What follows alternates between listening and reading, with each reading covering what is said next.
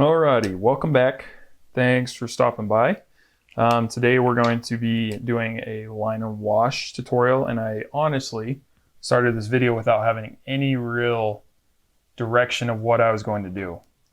So I encourage you guys to just kind of experiment and just kind of go for it. That's a huge part of the learning process, and what makes this, especially this medium, pretty fun is just the ability to kind of in music, we call it riffing, where you kind of just make stuff up as you go and you don't really start with a plan. I know as artists, we kind of like to be perfectionists and try to control everything. And this is a good exercise in not doing that. So feel free to follow along with mine if you want, or you can kind of do your own thing and loosely follow mine, whatever you want. So I'm not even using a reference. We're just going to go for it. But maybe what we'll do is I'm going to divide in my head this paper up into thirds, so line here, line here, line here, line here. And generally with composition, putting subjects of interest on one of these third lines is a good practice instead of right in the middle. So we could put stuff up here on this third. We could put it down here on this third. It just kind of creates more interest in space and definition in your drawing. So we're going to kind of go with that rule for now. Maybe what we'll do is let's do a little farmhouse. And it's going to be off in the distance. I'm using Pentalic art pens, and this is a 0.3 art pen. And I'm using Arches cold press paper, but we're just going to loosely start to define this home. Let's go something like that.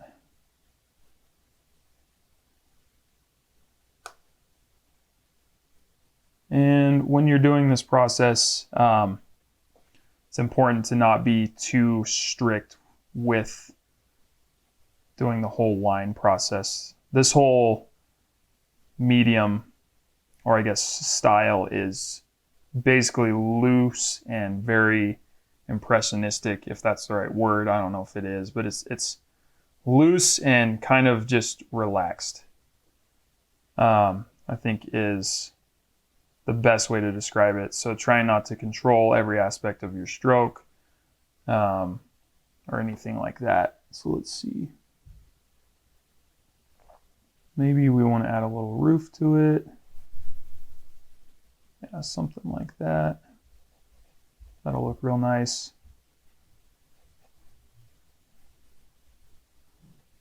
Yeah, that's looking good.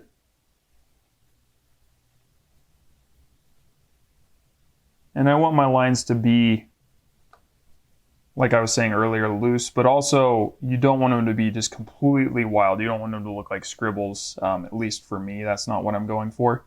So still restraining a little bit of control over them is good, but you can definitely get away with a little bit more, I guess, cartoony would be another word for it.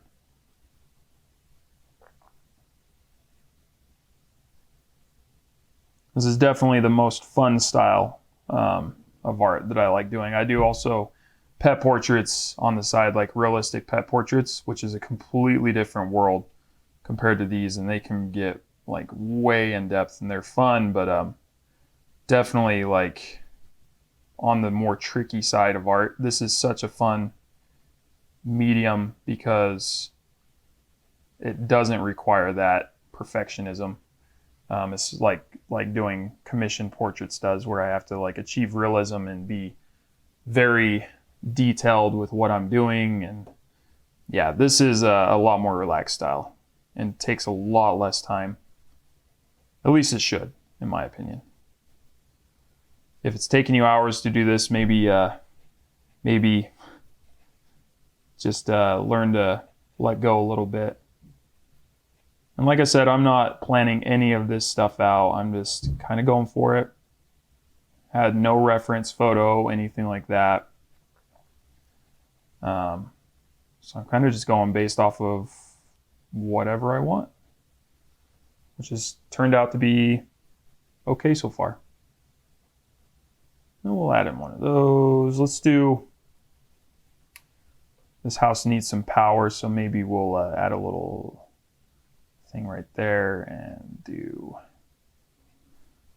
like some sort of telephone wire, because for some reason those are always like iconic for country settings, is a telephone wire that's a little off kilter, a little crooked, something like that. Let's do that.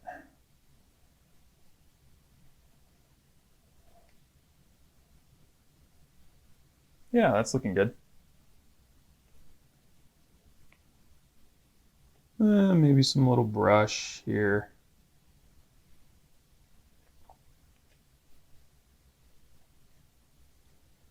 Kind of just laying the outline of the tree. Definitely nothing like set in stone or anything like that. Can even do some lines to like shade. So let's picture, we have to kind of picture where our light source is coming from. So let's picture that the sun's coming from this way, and it's maybe more of like a closer to sunset type. So we're gonna have shadows on this side of the house. So we'll kind of like add some lines to dictate where that's happening. So all of this in here will be shaded, this will be shaded, and then there will be a little bit of shade coming across that. And this whole side will be shaded for sure. So we kind of got to visualize where that sun's coming from so it's consistent. And I kind of picture this being on a little like, maybe a hill with a, I don't know, maybe a little walkway going up to this front door right here. So what we could do,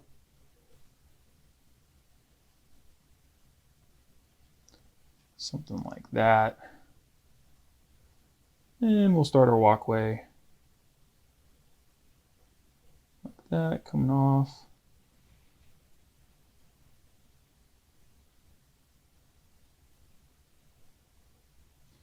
And maybe that walkway starts to curve a little bit. Since it's going to be like a dirt walkway, we definitely don't want it to be perfect.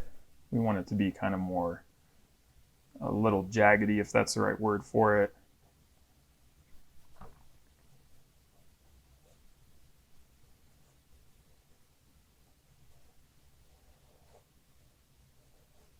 Kind of leading us into that home. And it will get wider as it approaches us. And maybe there's like a little fence right here.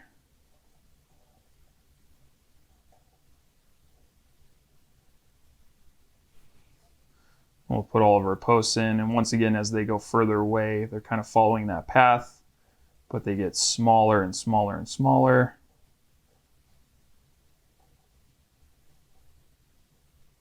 Maybe some are old and kind of decrepit and lying down. And there we go. And then we'll connect them with a little barbed wire, just lines.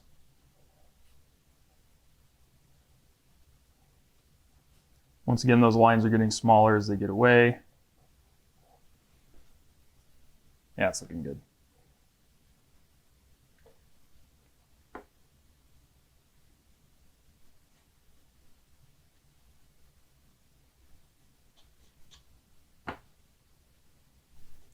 Cool. It's looking perfect. Maybe a little grassy patch here and there.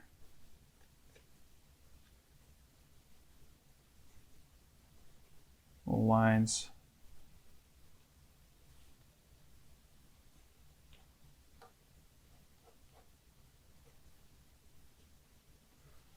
Okay. And I think we're ready to start doing some wash work. Okay. So I'm just going to be using one brush that I got from Hobby Lobby. So you definitely do not need the nicest brushes. This is just like one of those Master Touch crappy ones. And then I'm using Winsor Newton as my color palette, which if you're going to spend money on anything, definitely spend it on paper first and foremost. Like Arches is a great paper. You can still paint on cheaper papers. It's just going to kind of hinder your experience a little bit. And also paints. Like better paints will yield better results. So better paper, better paints before you go and buy like really crazy nice brushes. I know brushes can help too. Tools do matter, but it's not the end all be all, especially when you're learning. Don't go drop a bunch of money on a bunch of stuff that you probably won't use or need. I have so much art supplies that's just chilling right now in my room that I never use. So you can get away with a lot less. We're going to be using a kind of damp brush with some greens. We're going to start defining the grass. And we're not going too lime green. We're going to try to make it a little bit more sunsetty, so mixing some tannin with some green. And we're really trying to cool that brush off. We don't want it to be too crazy. So a little bit of a damp brush with some little bit of color on it, and we'll just start filling in these spaces. Something like that. Your colors, keep in mind, will dry a lot lighter than they go on with the more water that you use. The less water, the more pigment goes onto that paper. So something to think about while you're putting it down. You got to, while you're doing this is the wash portion of these drawings, you got to kind of think through it just a little bit more as to what you're trying to do with your color. Do you want it more wet? Do you want it more dry where all that texture is coming through? Wet will yield less texture and more of a general feel into the space, so it'll fill more of the paper with more even color, if that makes sense. Whereas dry will not. It'll add more texture and kind of give you more definitive lines, which for grass can give you nice grassy textures. So leaving some space for some of those white spots can really give definition to your drawing or painting. So it's not all just one solid color. You kind of want to break it up. So I'm using a relatively dry brush and keeping my paper towel nearby and kind of dabbing it off and getting more color on there.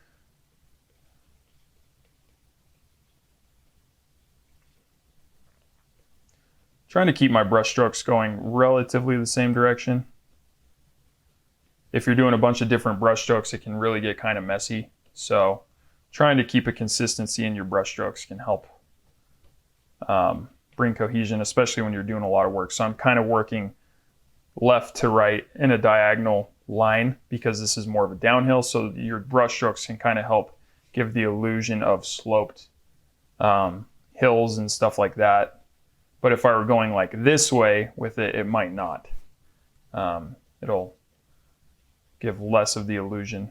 So got to be a little bit more intentional with your brush work on this stuff, but still maintaining that loosey kind of aesthetic to it. So it's a little tricky and it takes some getting used to, but it is achievable.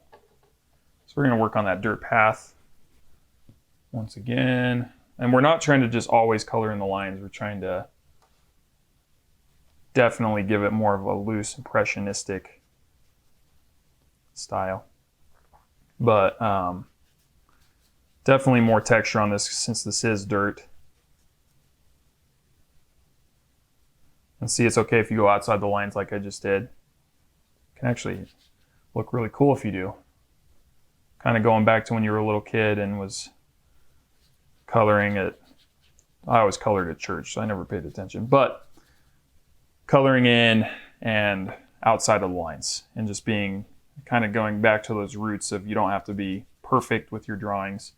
You just have to give the impression of what's happening, and line and wash especially can lend itself to being more, sloppy is not a good word, but intentionally kind of more loose and chaotic looking. It's hard to describe, not chaotic, that's a bad word for it, but you get the point. We're going to come through and get these posts using just a very, very corner of my brush as to not lay too much color down. It can be a little tricky. That's looking good. Maybe with that darker brown that we just made, we'll come through with a drier brush and add in some more. That was way too much, geez. If you add too much paint, you can always wet your brush and come back through while it's still dry, or while it's still wet, and kind of dab it off a little bit. Something like that. Just kind of giving the impression of rocks, but still keeping my brush strokes going the same way. Kind of like that left to right. Using the flatter side of my brush, not the tip, kind of keeping it at an angle. Yeah, that's starting to look good. And when this dries, we can always come back and add more in. So try not to overdo it with your colors right off the bat. You can always build them up. So definitely take your time. It is always 100% better to come back and do it, add more detail over rather than doing too much right off the bat. And I want some little shrubs right there. So using, once again, pretty damp brush with more color than water, and adding in those trees and using kind of like a dabbing motion with the tip. So you can use those bristles to give some definite definition and add in those leaves. So adding little dots in here and there can kind of break that up. Yeah, that's looking pretty good. We can even use some of that in our grass. Being very liberal, using just the very corner of my brush, especially around these posts. You want to be careful that your paper is dry before you go do this, because you don't want to just like kind of screw up. And if you have too much wet on wet, it can start to cauliflower and your colors will kind of become muddy and mix together. So letting this dry a little bit, obviously the less water you use, the more it will dry quickly.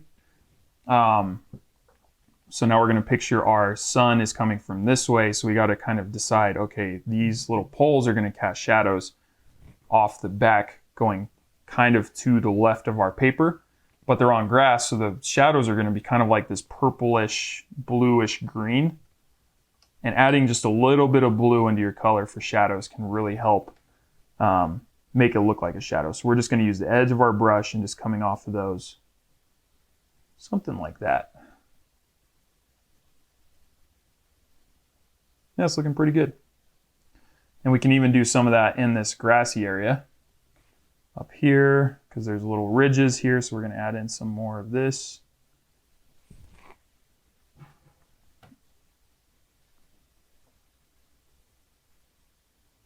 Just trying to build up definition in that grass.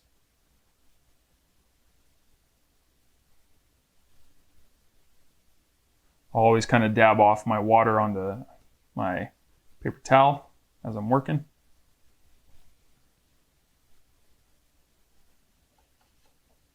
Maybe bring some browns with those greens, because grass is not all the same color. So having variance in your color can help kind of give it the illusion that it is grass.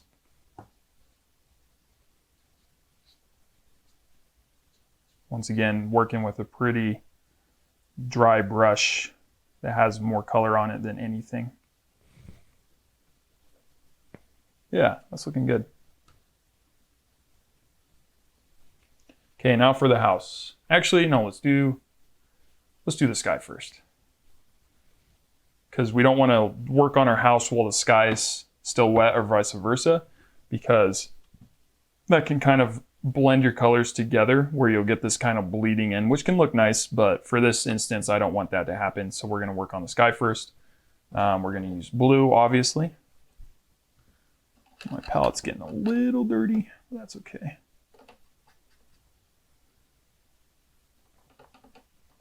That might be actually too dark of a blue. So what we're going to do, if you need to clean off your palette, just take a little bit of water like that, and then take your paper towel and just scrub it off. Something like that. Yeah, so something like that. That nice lighter blue will look really good.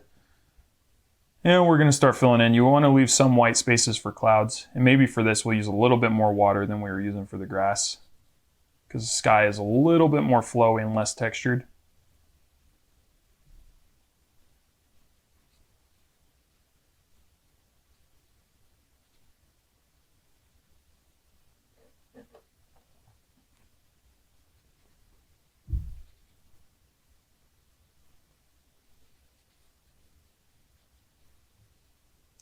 And your colors will dry quite a bit lighter when they're wetter. So you've got to kind of take that into account Maybe we'll add in some purple.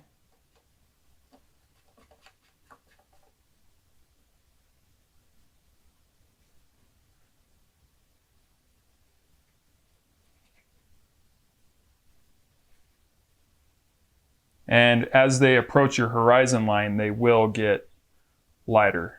So you want to use more water, less color. So less color on your brush. And you can kind of, while it's still wet, work it down to fade into that.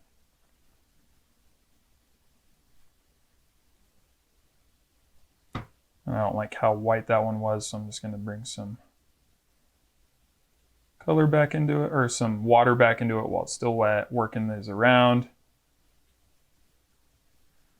There's that cauliflowering I was talking about. So where part of it starts to dry and you go back over it, it will start to create these weird little lines. Happens with a lot of my paintings, which I'm not super fond of, and still working on not having that happen. That's the problem with working with wet and then you go over dry or too much water. Yeah, there's just some instances which will cause it, which is just part of it. If that happens, don't get frustrated, just work through it. And work around it, and just, if it happens, it happens. Don't give up. Keep working on your drawing. Painting, I keep saying drawing. Geez, I've been drawing a lot lately for clients. I've been doing a lot of those dog portraits I was telling you about. So it's kind of consumed my vocabulary. But we are painting today, we're not drawing. Yeah, that's looking good. Leaving space for those clouds to exist. Not all just blue.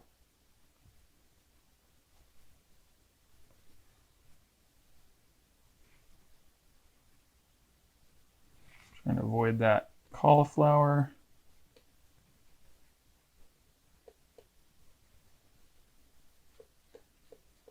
Trying to wipe it off a little bit.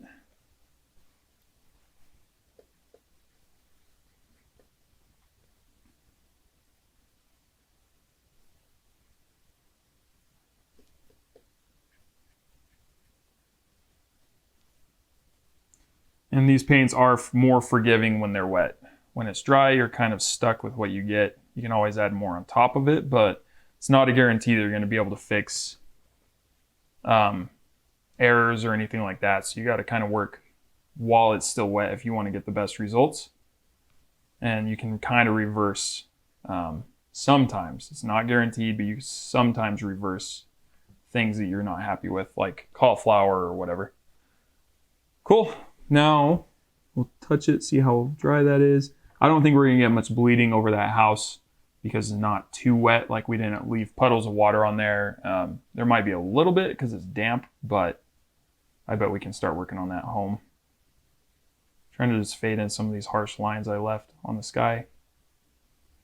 And I've done, I don't know how many watercolor paintings, but I still get some of those little frustrating errors that you'll get, which is just part of it, you know. Even someone who's done it a lot will still get those. So if it happens, it happens.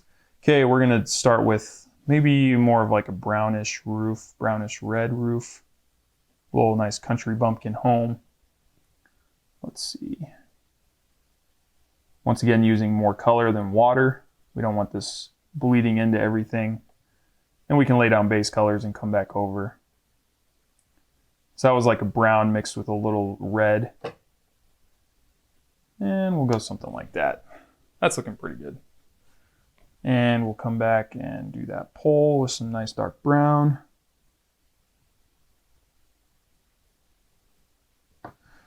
So my paintbrush is kind of separating. You see how that bristle's poking out there at the very, very end. If you want to fix that, you just add a little water.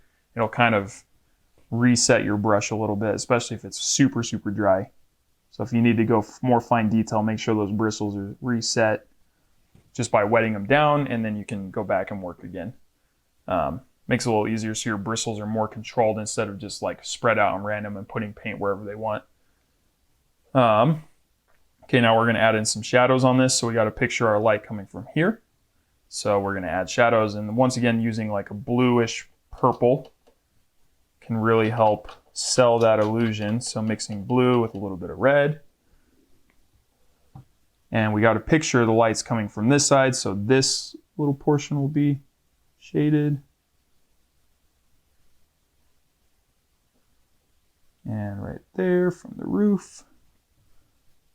And then there's going to be a little like cross shadow across this area. Something like that. Just you got to picture the roof casting a shadow, and then there's definitely going to be a shadow on this side.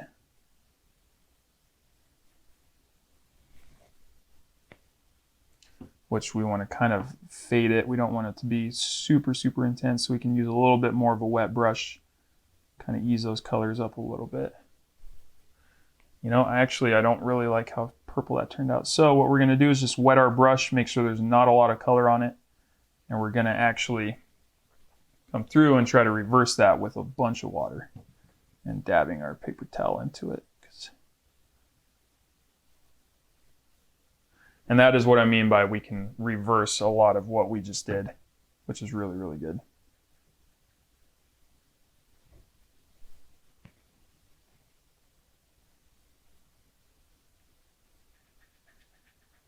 Yep, just trying to take some of that off, trying not to muddy it up.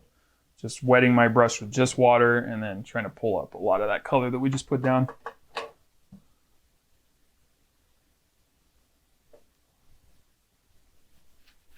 Yeah, it's looking good. Cool. Now we're going to let this dry and we'll come back and add in some more line work. Well, I'm going to touch up just some of that grass before we do. And so you can work on different parts while other parts are drying. So what we can do is come through and start to work on our grass line work while our house is drying. Let's actually add in a little bit of brown on those. Cool. Yep, so now while our house is drying, we don't want to take fresh pen and put it over that because it'll just bleed everywhere. We'll take our Pentalic pens and start to come through and just work in some more detail. Only problem with working on this wood background is I get splinters in my arms. It's the worst. But it's part of the brand, I guess, so I'm stuck with it.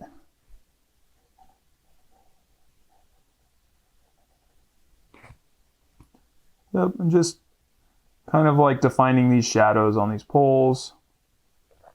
So adding just little lines and keeping my line work fairly consistent going across these. So you can kind of, it might be hard to see, but just little cross lines. So I'm kind of doing stuff like that. Quick little lines, trying to keep them all the same direction. That can kind of help define stuff.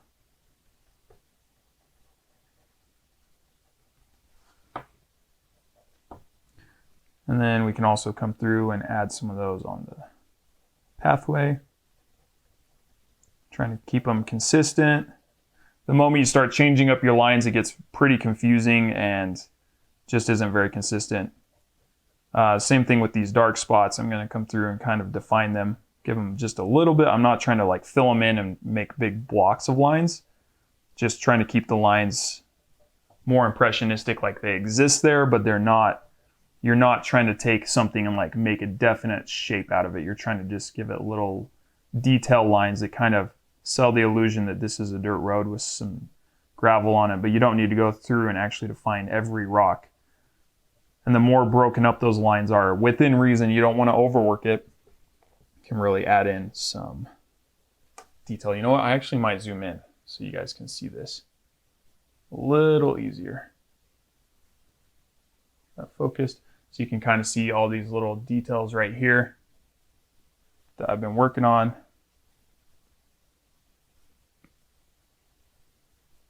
A little tricky to see, but keeping my lines mostly going the same way. It'd be really weird if I started working on that path, for instance, with something like that, like more upward motion as opposed to stuff like this, if that makes sense, like left to right. Kind of hard to explain, I know, it's a little confusing, but consistent line work is very, very important.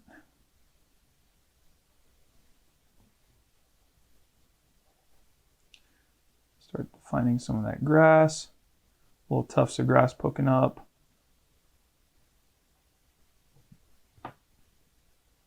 Kind of where we put that darker green area. Same thing, we can come through and just lightly.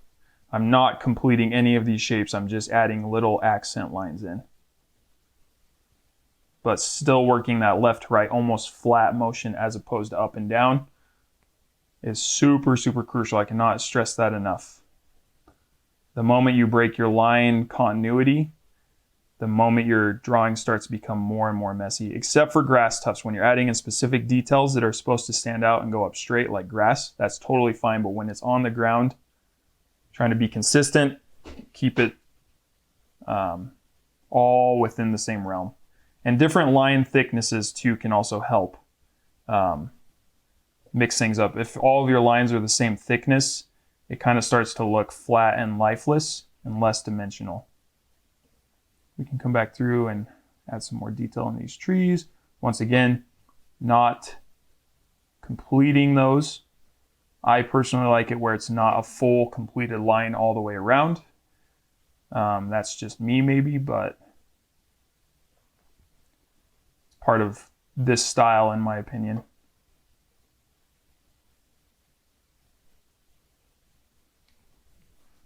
Cool. Our house is still a little damp, but for time's sake on here, we'll go through and feel free to take your time on yours, but just for this video's sake, I'm gonna kind of break my rule and go for it. It's dry enough that it's not causing issues, which is nice. And just filling in those shadows, giving our drawing contrast, which is a very, very important aspect. If you have contrast in your drawings and paintings, you're well on your way to having a way better finished product. If you feel like something's missing in your drawing, painting, whatever, it's most likely it doesn't have enough contrast to kind of help it stand out. Filling in those windows a little bit, fill in that door.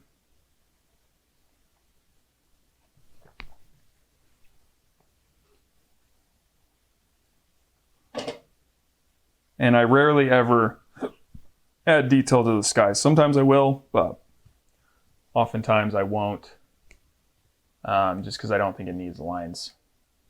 Skies are supposed to be kind of more fluffy, flowy. And just for some stuff in the sky, let's add in some birds, little V shapes, kind of like back to when you were a kid. It's crazy how much of this process is actually very similar to when you were a kid. Maybe we'll add some birds right here.